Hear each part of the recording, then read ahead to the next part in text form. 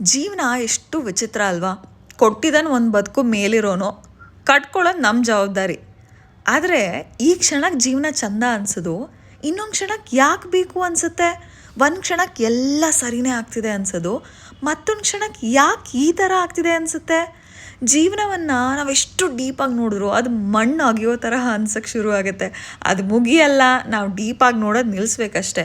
ಅಗ್ದು ಕೈ ನೋವಾದಂಗೆ ಯೋಚನೆ ಮಾಡಿ ಮಾಡಿ ತಲೆ ಹಾಳಾಗುತ್ತೆ. ಹಾಗಾದರೆ ಜೀವನವನ್ನು ಹೇಗೆ ಜೀವಿಸಬೇಕು? ಜೀವನದಲ್ಲಿ ಏನು ಮಾಡಬೇಕು ಅಂತ ಕ್ಲಾರಿಟಿ ಇಲ್ಲದೆ ಇರೋರೇ ಹೆಚ್ಚು.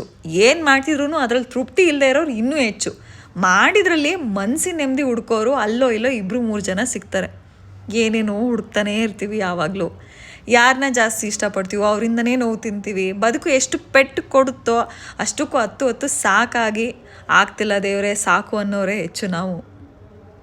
ಇದು ನಮ್ಗೆ ಒಳ್ಳೇದೋ ಅಲ್ಲವೋ ಅನ್ನೋ ಗೊಂದಲ ಯಾವಾಗಲೂ ಇರುತ್ತೆ. ನೋವು ಮಾಡಿದವ್ರನ್ನ ಮತ್ತೆ ಹತ್ರ ಬಿಟ್ಕೊಳ್ಳೋಕೆ ಭಯ, ದೂರ ಇರಿಸಿದ್ರು ಒಳ್ಳೇದು. ಆದರೆ ಮನಸ್ಸು ಕೇಳುತ್ತಾ?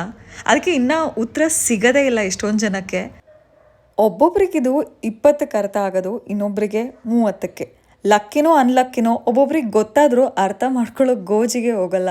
ನಾವು ಎಷ್ಟೇ ಬೆಳೆದ್ರೂ ಮತ್ತೆ ಮಗು ಥರ ಇರೋಕ್ಕೆ ನಮ್ಮೆಲ್ರಿಗೂ ಇಷ್ಟನೇ. ಆ್ಯಂಡ್ ಅದು ತುಂಬ ಪ್ಯೂರ್ ಫೀಲಿಂಗ್ ಕೊಡುತ್ತೆ. ಸೊ ಜೀವನವನ್ನು ಹೇಗೆ ಜೀವಿಸಬೇಕು ನೀವು ಕಂಡ್ಕೊಳ್ಳಿ.